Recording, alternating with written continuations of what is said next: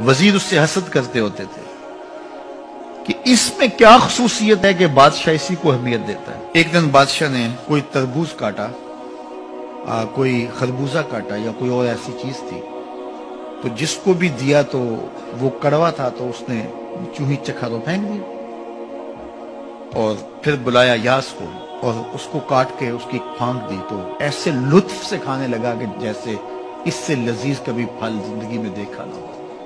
تو سارے اندر ہنس رہے تھے، ایک دوسرے کو آنکھوں سے اشارہ کر رہے تھے، یہ دیکھو بے وقوف۔ تو بادشاہ رک گیا اور کہا کہ یاس، یہ جو فروٹ تم نے کھایا ہے یہ میٹھا تھا یا کڑوا؟ کہا بادشاہ سلامت کڑوا۔